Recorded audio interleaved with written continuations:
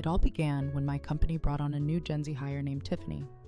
She is completely fixated on the lottery, and she never missed a chance to try and drag me into her gambling habit. One fateful day, while I was killing time waiting for a train during a business trip, I decided to humor the universe and bought a single scratch-off ticket. As the numbers revealed themselves, paralyzing disbelief washed over me. I had just won $750,000. I barely had time to process the life-changing news. As soon as I returned to work the following morning, my manager, Tom Miller, summoned me into his office. The air was thick with tension, and the thunderous expression on his face told me this was not going to be a friendly chat. "Sarah, if you have any survival instinct left, you will hand that money over right now. Do that, and I might just suffer from amnesia regarding your laziness during work hours." I stood there stunned into silence.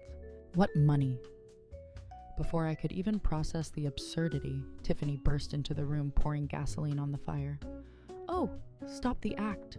Sarah, the whole office knows you hit the jackpot. $1.2 million to be exact. I won $75 myself, and I immediately donated it to the company fund," she bragged, looking at me with disdain. "You really need to follow my example." I laughed right in their faces. "I bought that ticket with my own money. Why on earth would I give a single cent to the company?" Tom's palm slammed against the mahogany desk, a thunder crack in the small room. "Listen to me. During business hours, you are property of this company. Any income you generate belongs to the collective. Are you really that greedy? Do you want to be fired today?" "Fine." I shot back, my voice steady. "Draft the termination contract with my severance package right now. I will sign it." I turned my back on him to leave, but Tiffany latched onto my arm, feigning concern. "Sarah, don't be reckless. Tom is doing this for us. That money funds our holiday bonuses. Are you seriously going to destroy everyone's Christmas just because you are selfish?" The office sycophants, led by Lisa, immediately circled like sharks. "Exactly. Sarah always slacks off on business trips.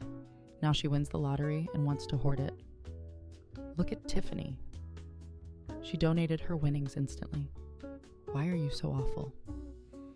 The crowd began to whisper, a toxic hum filling the room. I mean, $750,000 is a lot. Sharing a little seems fair. If she bought it on the clock, it technically counts as a company asset, right? Even Kevin, usually a friend, wouldn't look me in the eye. "Sarah, maybe reconsider. We have all worked hard all year." I ripped my arm away from Tiffany and stared down the hostile crowd. "Let me make myself crystal clear.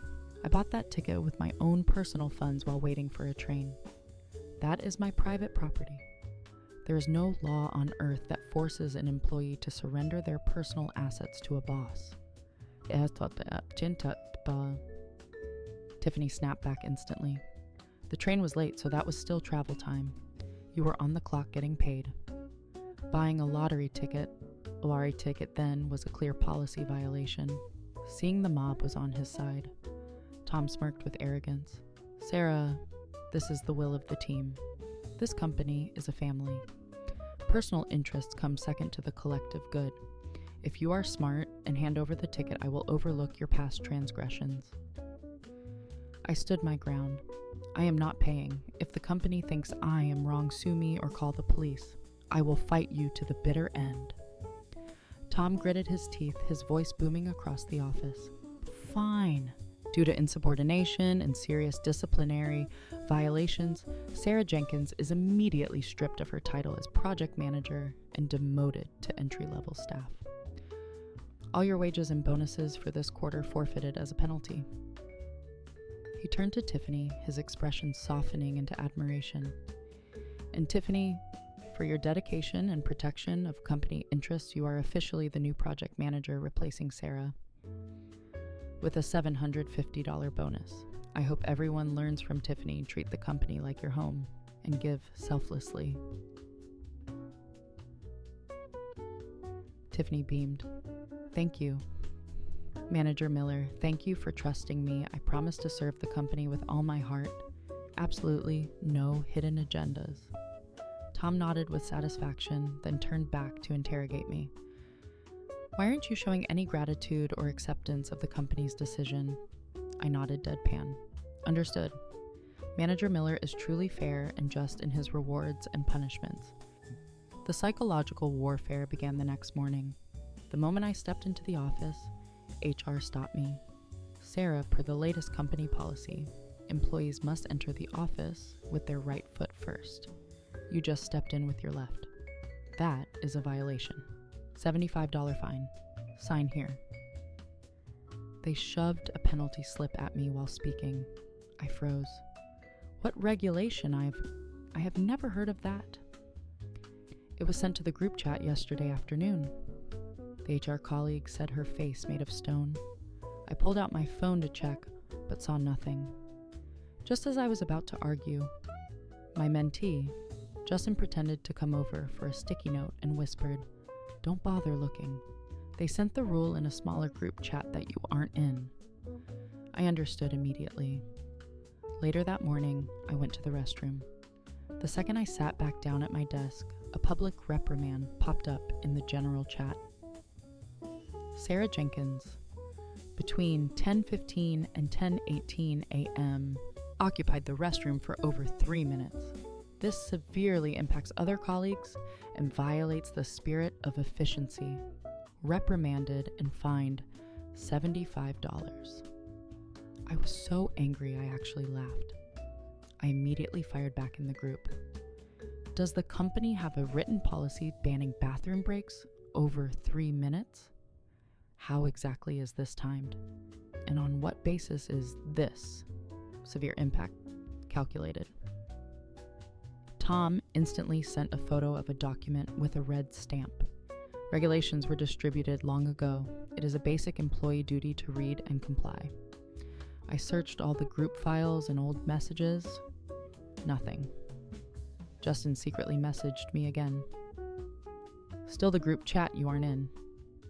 By noon, my paycheck hadn't hit my account. I went to accounting.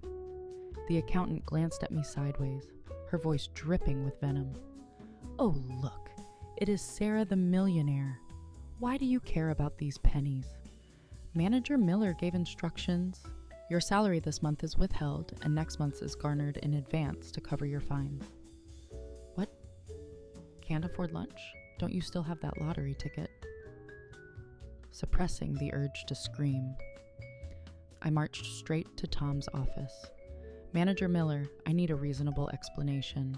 The company has no legal basis to arbitrarily deduct my salary, let alone garnish future wages." Tom let out a laugh full of contempt. "Sarah, the explanation is simple.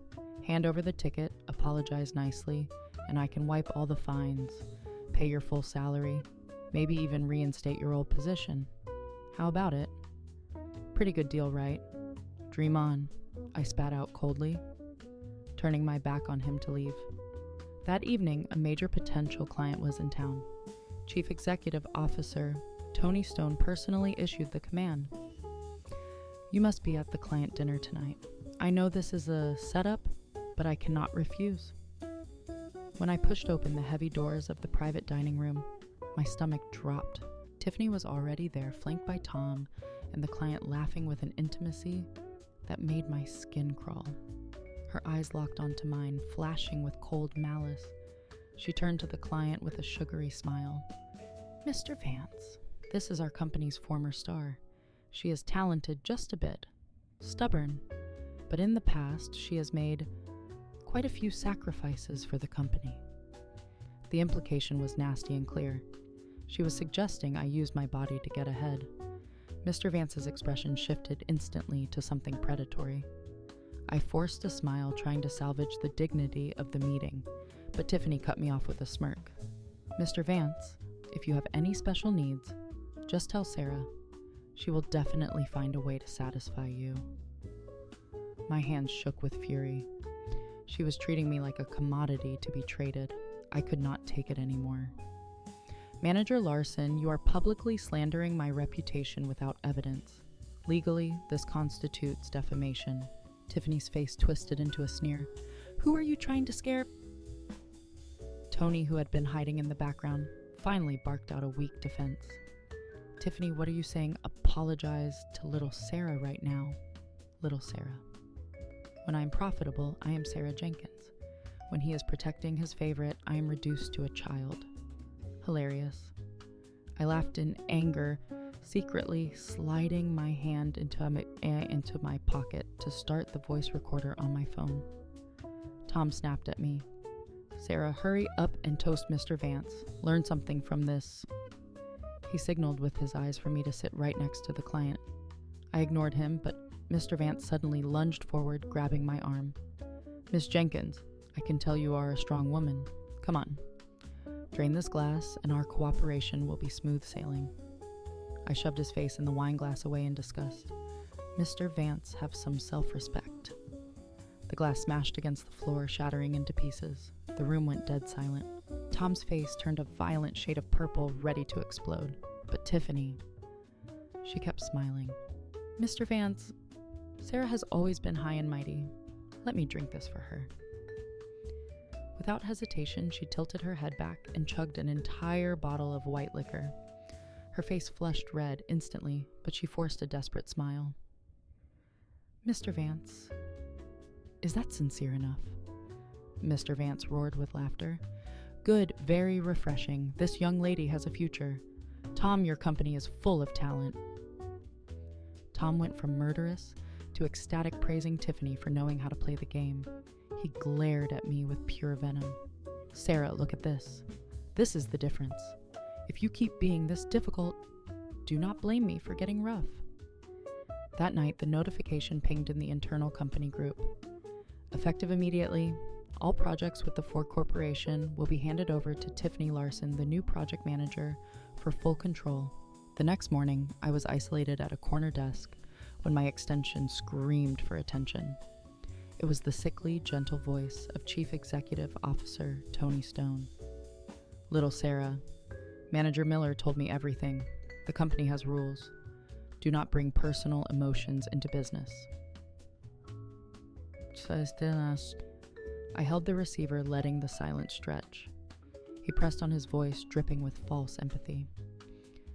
Business is war lately. As a veteran, you should see the big picture. Here's the deal. Hand over the lottery ticket and we wipe the slate clean. I will even make an exception and promote you to vice president. Double the salary. What do you say? That shows enough sincerity. Right?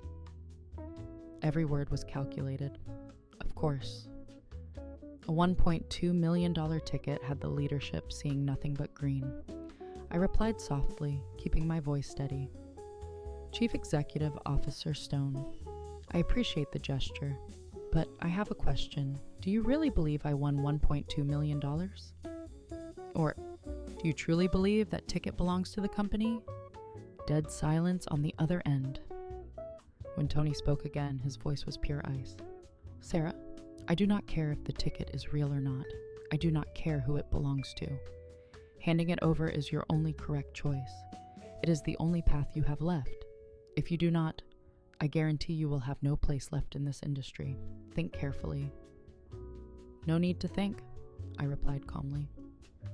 Chief Executive Officer Stone, my choice is to resign.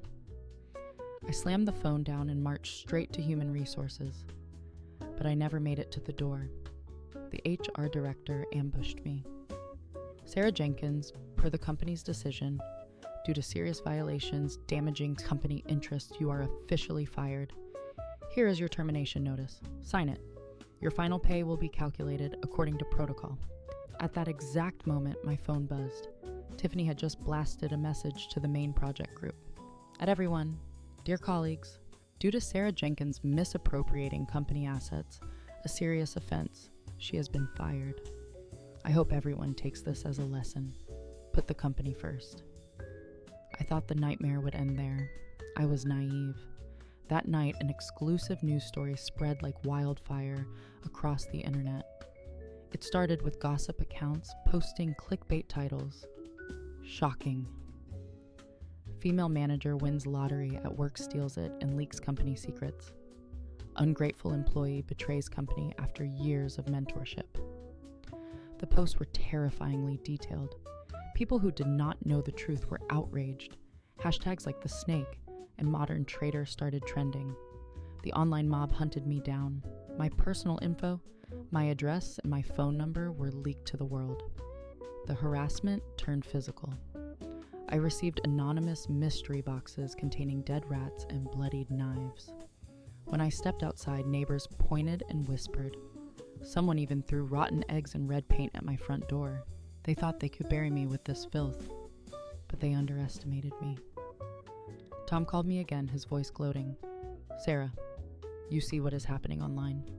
If this goes on, you are finished. I will give you one last chance. Give the ticket to the company, and I will issue a statement saying it was all a misunderstanding, that you voluntarily donated it.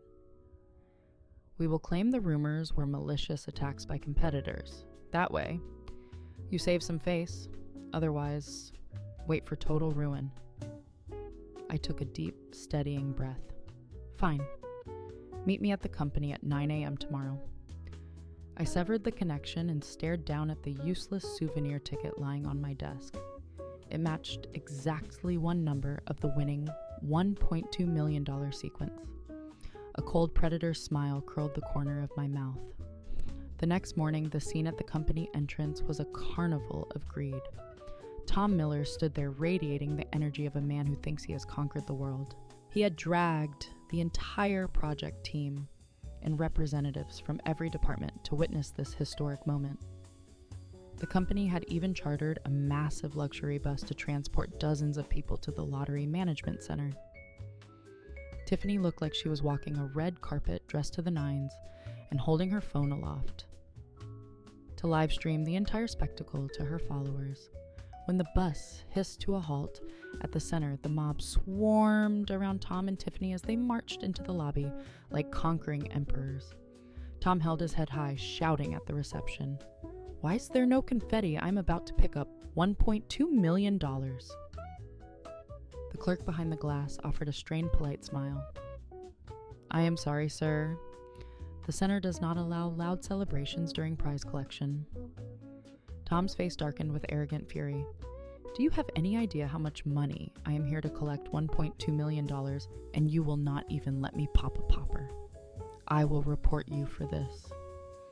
Security started moving to escort him out, but Tiffany stepped in to salvage the vibe for her live stream. "Manager Miller, if this shop is too cheap, let us just get the cash first. Then I will light 100 fireworks right outside their door to open their eyes." Tom swallowed his rage and handed over the ticket like it was a holy relic. The clerk took it, flipped it over a few times to inspect the back, and fed it into the scanner. Beep! The clerk looked at the screen, her brow furrowing in confusion. She picked up the ticket again, squinting at the faint print of the numbers, and fed it back into the machine. Beep! The same flat, electronic rejection tone. She looked up at Tom and Tiffany, who were practically vibrating with adrenaline. "Excuse me, where exactly was this ticket purchased?" Tiffany answered instantly, preening for her camera. "Our employee bought it while on a business trip at a train station." The clerk kept a poker face that betrayed nothing. "I am very sorry. After verification, this ticket is a dud. The numbers do not match." The smile on Tom's face shattered like glass. What kind of broken junk is this machine? It cannot even scan a winning ticket.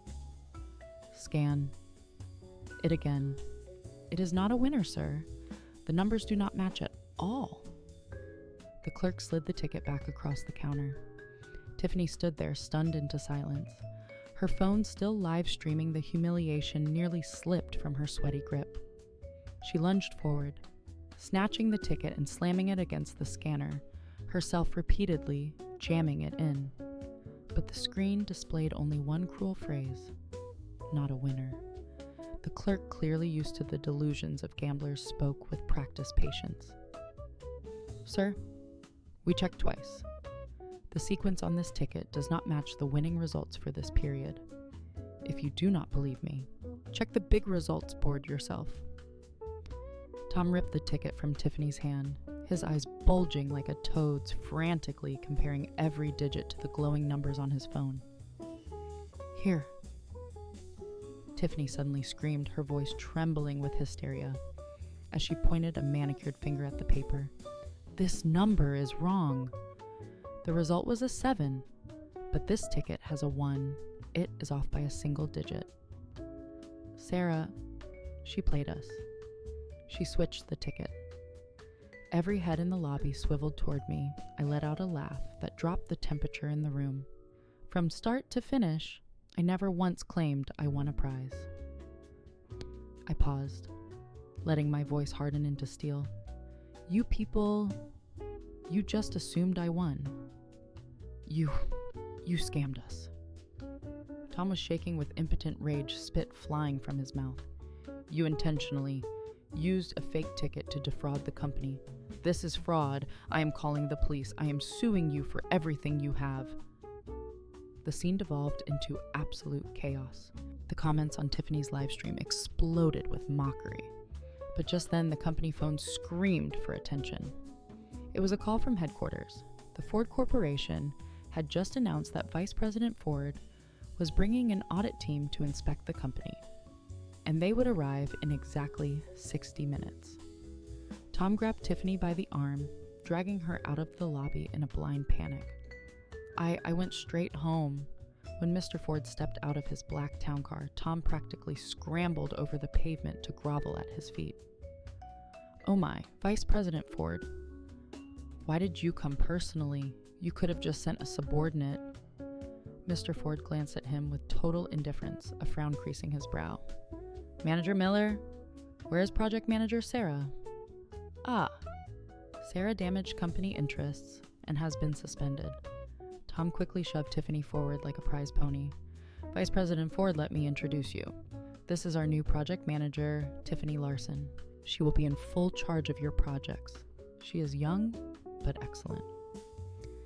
Tiffany flashed a practiced smile and extended her hand. I am Tiffany Larson.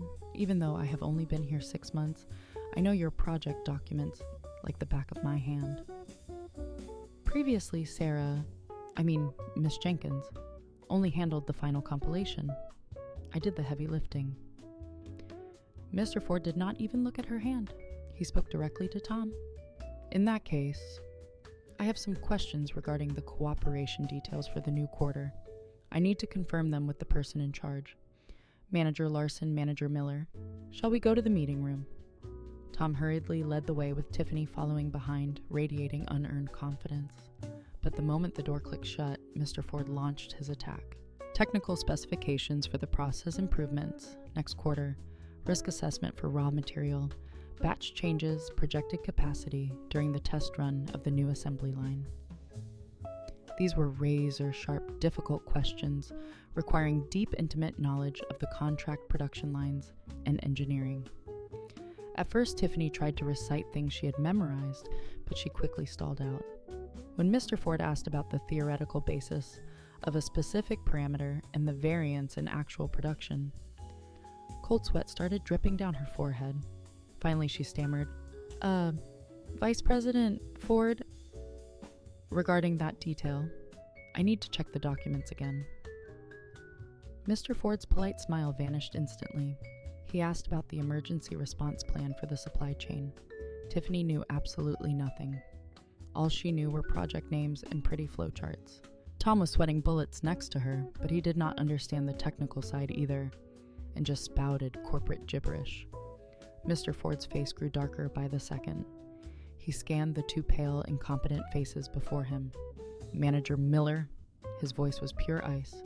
This is the person your company claims is excellent and capable of handling a multi-million-dollar project. She cannot even explain basic parameters or emergency protocols. Tom and Tiffany turned sheet white and stammered pathetic apologies. Mr. Ford stood up, buttoning his suit jacket. It seems your company no longer values its partnership with Ford Corporation. Tom panicked, chasing him all the way to the elevator. Vice President Ford, please give us another chance. We will definitely provide a satisfactory plan. Mr. Ford left just one sentence hanging in the air. 3 days. If you cannot produce a team that can clearly answer all my questions and provide a credible improvement plan, sorry, but we will be looking for a new partner. Hearing that, Tom slumped to the floor defeated. Tiffany was so terrified she began crying uncontrollably. The partnership with Ford Corporation was the backbone of their entire business. Losing it would be catastrophic.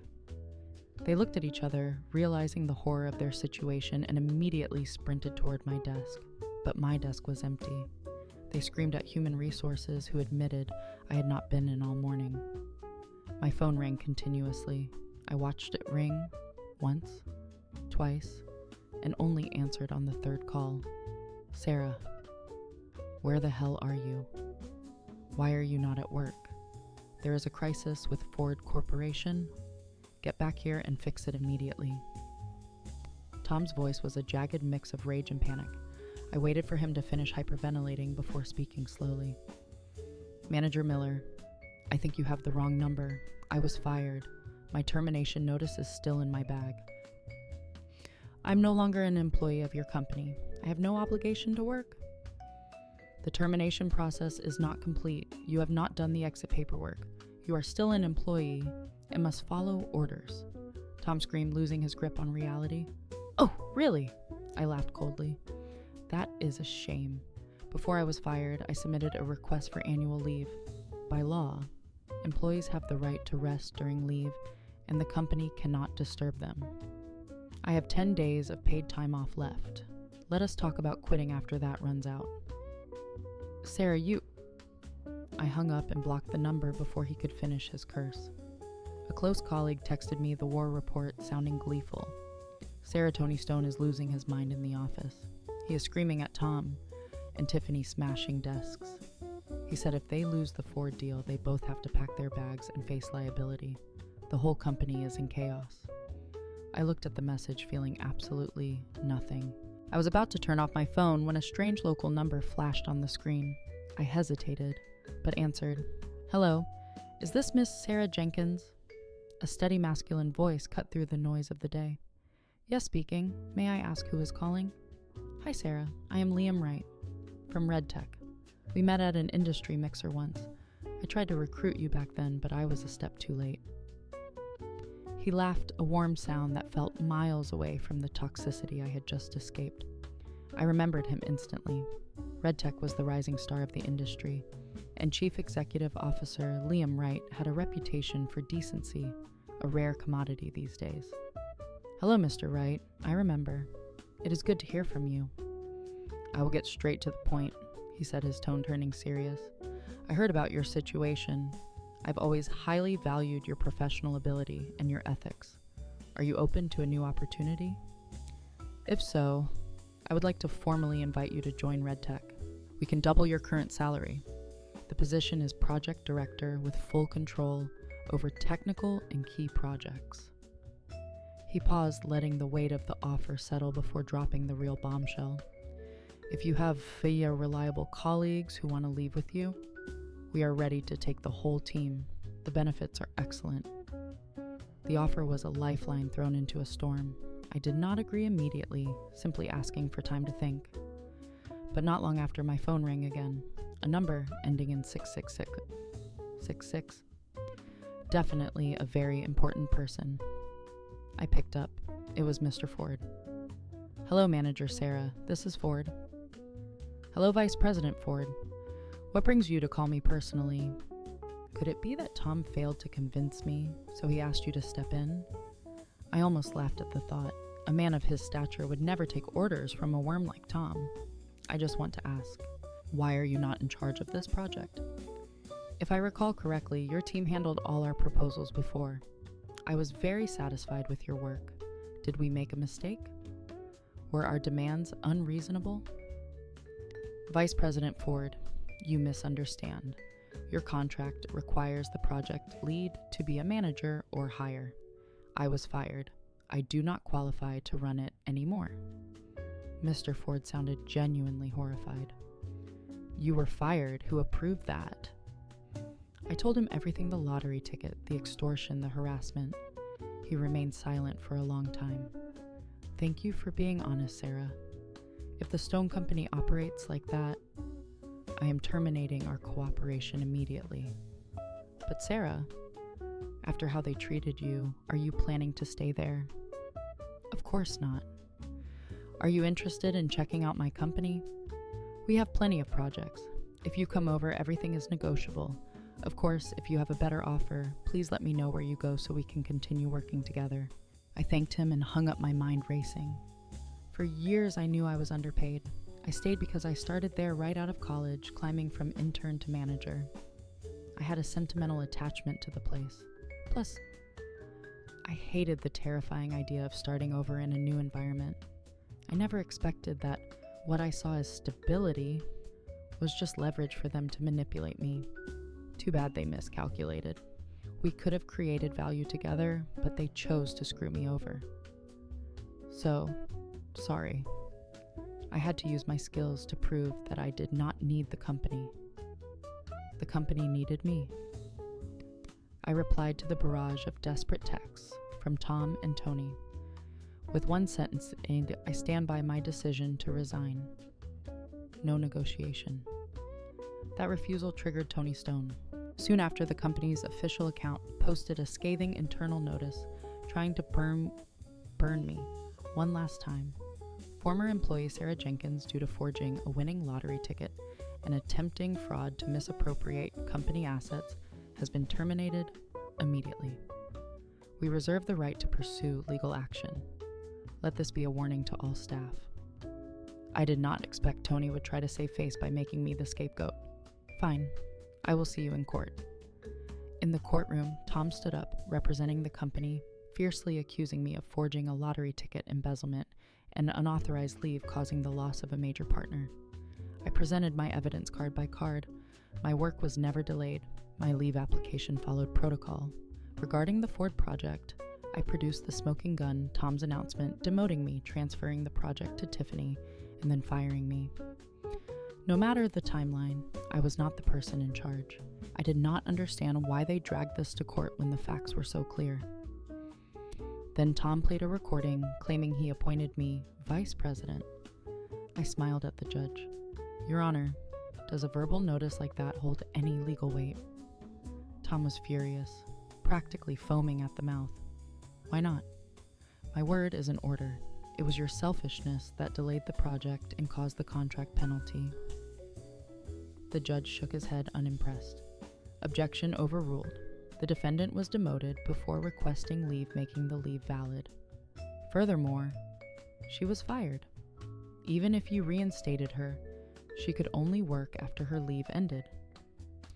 Tom and Tiffany went from arrogant to panicked in a heartbeat. How can that be? She could have come back immediately.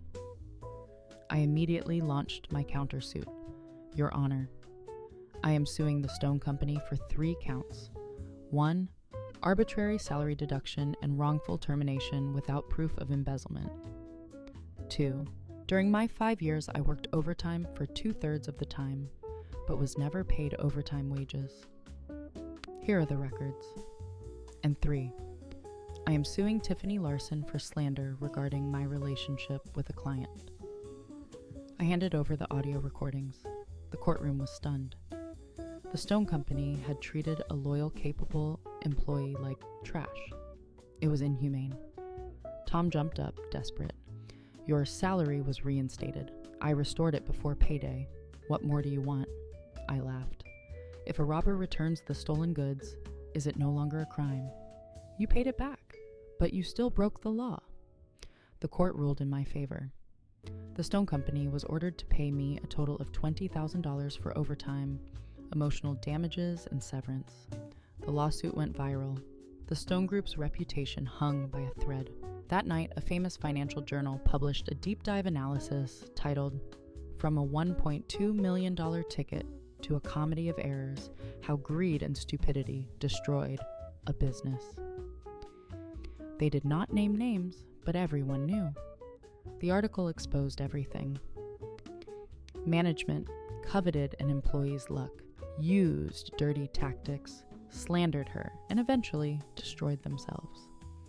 Labor inspectors launched a full investigation into the company's fines and termination practices. The internet dubbed them the Lottery Company. Their stock price crashed, wiping out half their market capitalization. Partners panicked. The Ford Group led the charge, issuing a statement, pausing all cooperation due to internal chaos and lack of integrity at the partner firm. Suppliers paused orders. Banks called in loans. Tony Stone was like an ant on a hot pan begging for help, but no one reached out. In an emergency board meeting, the rats turned on each other. Tiffany sobbed hysterically. "It was all Tom's idea. He forced me to frame Sarah. He wanted to swallow that money." Tom screamed back. "If you had not insisted she definitely won, would we be in this mess?" In the heat of the moment, Tiffany blurted out the truth. "You think you are clean. Those client entertainment expenses, you filed fake invoices. You embezzled at least $30,000. They physically fought in the office, tearing at each other until police arrived. Tom was arrested for embezzlement, cornered and broken. Tony Stone came to me one last time.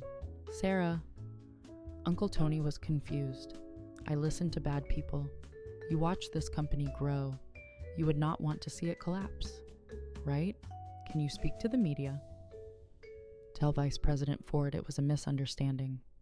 If you save our reputation, I will give you 10% shares." I put down my coffee, looking him in the eye. "Chief Executive Officer Stone, I cannot do that. I will not twist the truth for profit. You chose to trust Tom and Tiffany. You let them use dirty tactics. You must have expected this outcome." I stood up, towering over him. "You never cared about me. You only cared about the $1.2 million, or rather the value I could bring. If I did not have value, or if that ticket was real and I kept it, would you be bowing to me today?" Tony turned red then, ghost white, unable to speak. I walked away without looking back. The company declared bankruptcy. Tom went to prison. Tiffany was blacklisted from the industry and retreated to her hometown in shame. I took my team to Red Tech.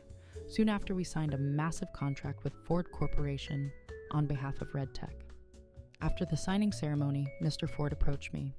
"Director Jenkins, I have to ask, why choose Red Tech over us?" "We have more resources." I looked at my team standing behind me, the people who weathered the storm by my side. "You are right, but Chief Executive Officer Wright was willing to take me and my brothers and sisters.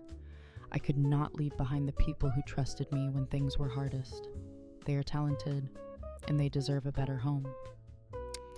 Mr. Ford nodded with respect. "I see. I did not judge you wrong. Here is to a smooth partnership." He paused, smiling playfully. "By the way, if you get lucky again, keep it a secret next time." My colleagues laughed. I laughed too, a laugh of pure relief. Winning the lottery. Maybe it was just a trap, the start of a bitter joke. I do not think I will ever buy a lottery ticket again. Sarah's story leaves behind a scorching lesson on the nature of character. First, greed is a blinder that corrupts leadership, driving them to destroy the very talent that keeps them afloat. A team that worships dumb luck over blood, sweat, and tears will eventually burn to the ground. Second, when you are swimming in a toxic tank, unwavering principles and cold, hard evidence are your only defense. Keep your recordings. Save your logs. Finally, never forget that a person's true value is not found in a lottery ticket, but in the steel of their skills and the weight of their reputation. When you have that kind of substance, walking away from a bad situation is not a defeat. It is the golden opportunity to find a place where trust and kindness are actually part of the business plan.